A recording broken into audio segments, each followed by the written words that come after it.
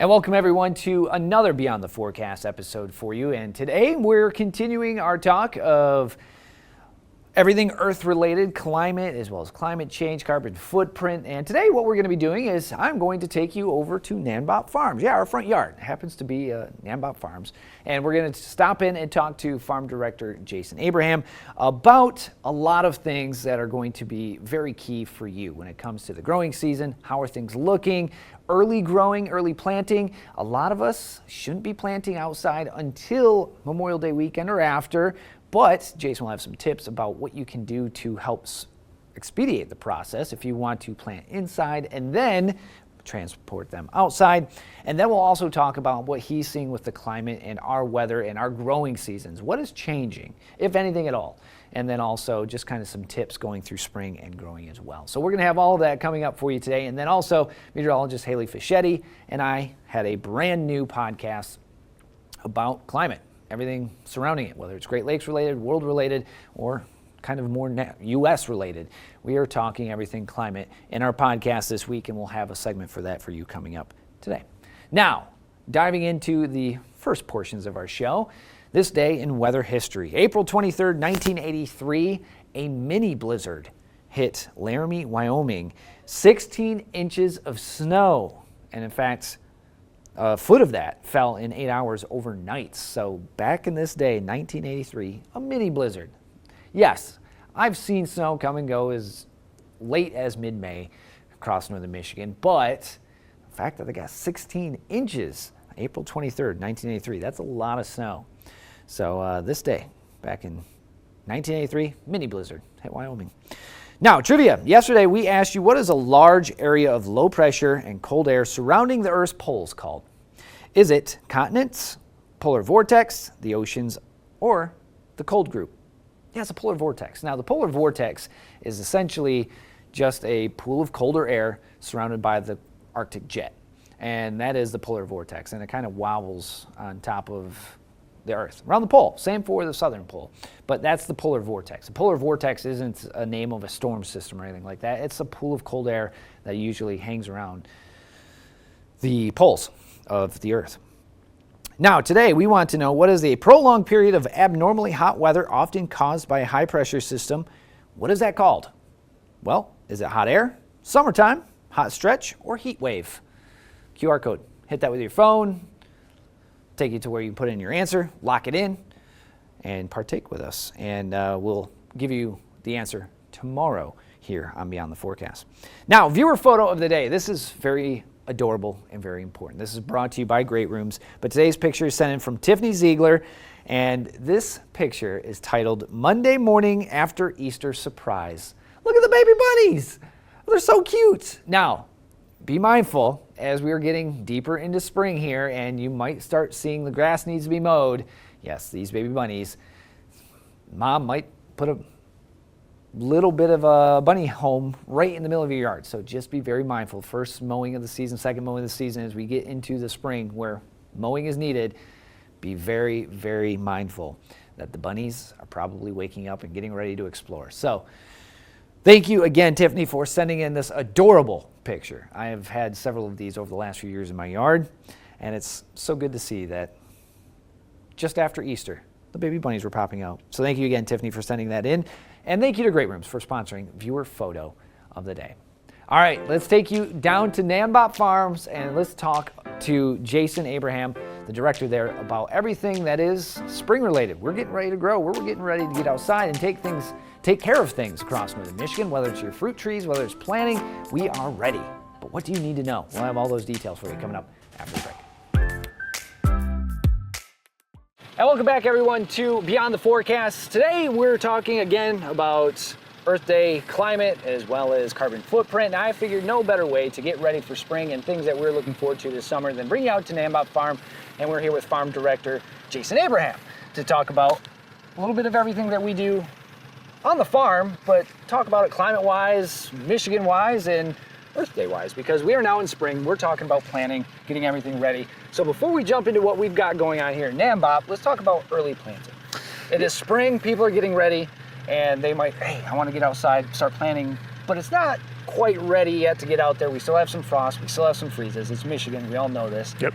But what can people do to start getting ready to transplant once it's time for people to bring everything out to the garden? So the best word I can tell you for April is simple: patience. Patience. Most people see April roll around, beautiful days like this, and you're like, oh, I'm going to get out there and plant. You've really got to be careful. Make sure if you're going to plant anything, you're planting your alliums, you're planting your onions, your garlics, your things that can handle cold weather. It's not worth it to have all your starts that you've started since March in your basement or your garage or the extra room in your house.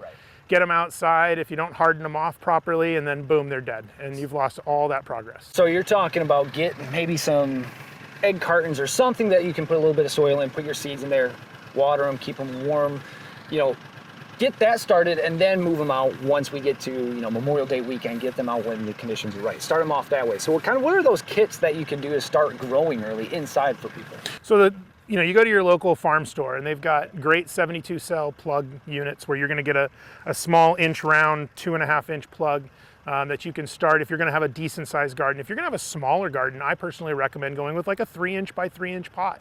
Okay. If you don't have a whole bunch to plant, you don't really need a bunch of small plugs. You're better off getting the plant a little healthier, let it grow out a little bit further, get it to the point where you even give it a teeny tiny bit of nutrient that's not coming from that starter soil. We use Dairy Dew 101 from Morgan's. It's a phenomenal product. It's got all the nutrients in it from the beginning. So when I start our starts in the basement here, I don't feed them at all. They don't get fed until they get out into that hoop house. As a matter of fact, they got fed yesterday with their first hard push of food.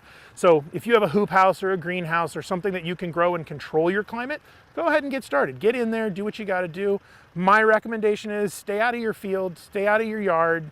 Don't touch the mulch on your ground. Don't touch your leaves. You got piles of stuff that's been there all winter. Leave it. Let it stay until mid-May is what I was raised on in Colorado. That's what I was and Michigan, it seems to be the exact same pattern.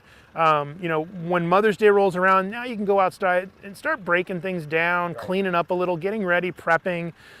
Take a look at your raised beds. A lot of people think, oh, I put phenomenal soil in last year. All I have to do is just till it and I'm good to go. Well, if you toss it around a little bit, there's a real strong possibility you've lost a considerable amount of headspace. So take a look, take some stock, do some inventory on what you need to buy. Go get some more good, high quality potting soil. Get it in there, get yourself prepped and ready. You're not going to hurt anything by prepping your beds and getting everything set up. Get some bone meal and blood meal mixed in there so you have a nice timed fertilizer that'll get you through the whole growing season. Bone meal and blood meal are so great because you're going to get all your NPK from both of those. And like I said, they're slow release. So you don't have to worry about, oh shoot, I burned my plants because I gave them too much nitrogen. And that blue liquid is not your friend. Stay away from that blue liquid if you can. So other thing that might come into people's minds is I have an apple tree. So we have fruit trees on the north side of Nanbop Farm. But what can people do to prep that? Because there's some things you just don't want them to grow and not take care of them every year, and you're just not gonna. There's some things you have to do. So what should people with fruit trees start thinking about once we get into this part of spring? Pruning, or maybe getting them into some new soil, compost? What should they be doing? So there's a multitude of things you can do. Number one, first and foremost, if you didn't get a good mulch layer on top of your trees in the fall, go ahead and get some good mulch on there. Make sure you pull the mulch off of the actual trunk. Don't let it make contact, or you're gonna get a little rot down there. You get rot down there, it's gonna translate all the way up the tree and you're gonna lose the tree. So just keep a small area around the trunk, get your mulch down. It really helps the tree hold on to moisture, and really in the spring, that's what you want. You want it to hold on to that moisture we got all winter long as possible. Get in there, and if you wrapped your trees with paper for the winter for protection, go ahead and start taking that off. You're not gonna get measurable snow to where you're gonna have snow creeping up that trunk any longer. So you don't have to worry about that burning or damaging the skin of that tree. So go ahead and get that off there, get the tree prepared, ready to go. Some people, exactly, spring cleaning. Some people, including myself, will like to get in there with an open hoe, just a loop hoe, and just break up the soil a little bit. Not only are you breaking up the soil, but you're gonna disturb any new weeds that are about to come in. And the cool thing is, if you do your weeding now, people don't realize how much it saves you in the end. Right. Because if you get them now when they're babies and they're still struggling and doing what they have to do to survive, and you get them out of the ground, and then the next year you come back and do it again and do it again and do it again, eventually those beds will get really weed free. And that's a farmer's dream, is to be weed free, because nothing takes more time on your day or your week or your month than weeding your fresh weeds. Now, we've talked about the sense of we're not getting things out there just yet. Our trees, lilac bushes, everything's starting to get a little bit of a bud as we're getting deeper into spring. But let's kind of turn our attention to the pollinators now, because it is getting to that point where we're starting to see the spring flowers. Pollinators are going to start to return. Is there some advice for people who might have these wildflowers growing in their yards? When should we mow? Because I've seen a lot of people, first sign of mow, they go mow. Pollinators, all that, they might not have an opportunity to get there. Correct. So what should we be thinking when it comes to just getting our yards prepped and ready? When it comes to those wildflowers, those bushes, should we wait on mowing and let the pollinators do some work first, then think about mowing a little bit later? Yeah, you got to remember, these pollinators are not hive animals. They're actually ground dwelling. So in the winter, they're going to hibernate in the ground. And if you go and start disturbing all your mulch piles or your leaf piles or your grass pile from last year at the end of the season, I would encourage you to try to follow that Mother's Day, Memorial Day kind of window. And really, as long as you can put it off, there's plenty of stuff to do in the yard. Yeah. Get everything else done. Don't disturb the stuff that's on the ground. Yeah, you're going to start seeing some flowers. That's climate change is bringing flowers a little earlier. Right. Unfortunately, the migration of pollinators hasn't caught up yet. I was looking at a map yesterday. The hummingbirds are close, but they're not quite here yet. It's what, Indiana, Ohio? Yep, they're right in mid-Indiana, mid-Ohio, starting to push a little north in Indiana yesterday, so that's a good sign. So it's coming. It feels like a nice slow spring, which if you have a garden, you're praying for a slow spring. In Colorado, that's the one thing we battled with as well, very similar to Michigan here, is, when is that last snowstorm going to come through? And when you got the Rockies in your backyard, we'd get snowstorms June 15th, and you just throw your hands up and walk away and say, I'm done for the year. I'm not growing anything else. And don't go anywhere, because after the break, we're going to have the rest of our interview with Jason Abraham, the farm director of Nanbop, about what we can expect through the spring and what you can do for a few other items on your property. So talking about that, climate is changing a lot of things around not just Michigan, but across the United States. And you can probably attest to it in Colorado as well. But it seems like some things might be a little bit longer, maybe even shorter. Growing season is a big thing. We're now just getting into the beginning, kind of seeing growing season in our, just approaching growing season, if you will, in Michigan.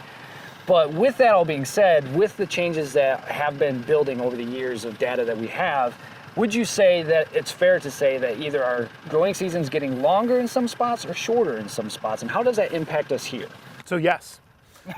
So yes, there are some areas where it's going to get shorter, and there's areas now that we're seeing warmer, earlier Aprils. And, I've had to really resist myself from being out here doing too much work behind us because of that very reason. It goes back to patience. It goes back to patience. If I get stuff in the ground, I can tell you right now, if I put a tomato outside in the ground before Mother's Day, it'll snow or it'll freeze just to kill the plant. And it just, you get laughed at by your neighbors or your garden group because everybody gets a little greedy. But hey, look, we all want to get out into the ground. It's Earth Day. We want to touch the earth. I do this job because I love having my hands in the dirt. So yes, working in the basement is in dirt, but that's potting soil. That's not really dirt. This is dirt. This is what I like to get my hands into, but I've got to be really patient. So for us bigger plots and larger crops that you're planting, today we are going to plant some of our onion starts, and then probably on Wednesday or Thursday, I'll start cutting up my seed potatoes. And what you do, you cut those seed potatoes open, lay them open to where the wet side is up. Let that form a callus over that wet area, because if you have the time, take the time. We're talking about things you can do. This is something you can do to really increase your production on your potatoes. If you cut those in half, make sure you got a couple of eyes on each piece. Let those dry out before you put them in the ground. You're going to dramatically reduce the amount of disease and problems that will attack your potatoes. The onions, same kind of thing. You want to get your onions and your potatoes in before May 1st if you can. If you can't because of the weather, you can't because of the weather. It's just what it is. But for example, your start onions come from the south. Ours came from Texas this year, and they grow them up to a certain height. They pull them out of the ground. They let them go dormant. They bundle them up and they ship them to us. The cool thing is most of your seed companies are not going to ship you something like potatoes or onions before you should put them in the ground. They won't ship them to you until they feel that 4-week window before the last frost is close enough to where if you put them in the ground now and they don't survive, there's a problem with the plant. If you put them in the ground too soon and they get, you know, a freeze burn on them, not a whole lot of success coming from anything that gets a freeze burn on it. I mean, you can always, if you put a tomato out early or a cucumber out early, your cucumbers are probably going to die. Tomatoes, you can really take them down to a solitary stem, and if they stay warm and fed, you're going to back off on the water because you don't have a whole lot of leaves sucking up that water, but it'll come back. I had an issue 2 winters ago where I lost probably 25 tomato plants, I thought, and I actually only lost 2 of them. So they all came back. I had a great year. They did well. But again, like I said in the beginning, you've got to be patient. You've got pollinators in the ground. You've got bugs in the ground that are still hibernating. I got garlic here. We got garlic that we just took the mulch off of our garlic patch. One blew off. I kid you not, I've never smelled fresh garlic like this before, and it's amazing. I wish you could smell it, but it's so amazing. We still don't have smell-o-vision, so. No, we don't. You think we would by 2025, but regardless, here we are. So yes, Farm Director Jason Abraham, thank you so much, brother. Absolutely. I appreciate you. And again, what's really cool is Michigan and science and weather. There's so much to go into it. Yes, we have to be patient. You're not safe from snow until after Mother's Day. You're not safe from frost until just after Memorial Day weekend.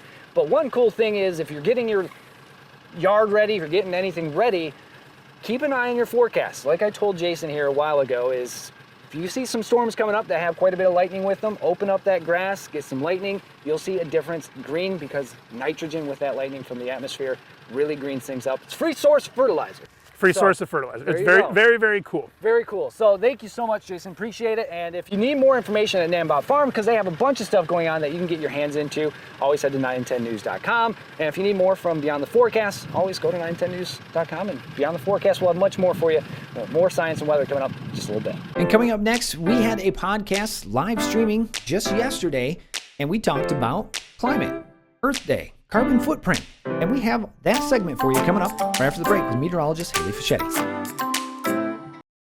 And welcome back, everyone, to Beyond the Forecast. Let's talk about our podcast, live streaming podcast that we do every Tuesday at 10 a.m. on the Beyond the Forecast Facebook page, the 910 News YouTube channel, my Facebook page, as well as 910's Facebook page. Me and meteorologist Haley Fischetti, we sit down and we discuss with you live the topic for the week. And this week, being that we're talking about everything climate, that's what we're talking about on the podcast. And we talked for 35 minutes to you about everything climate related, whether it's regional, Great Lakes, or if it's more worldly, we talked about it. So here's a segment from this week's podcast. Check it out. And I think one of the ways, I took a climate statistics class in college. They show it, a great example is during the Industrial Revolution over in Europe, when the textiles and all the big buildings and the smokes and stuff were starting to increase. You can actually see on the map a little increase in temperatures warming as the Industrial Revolution started.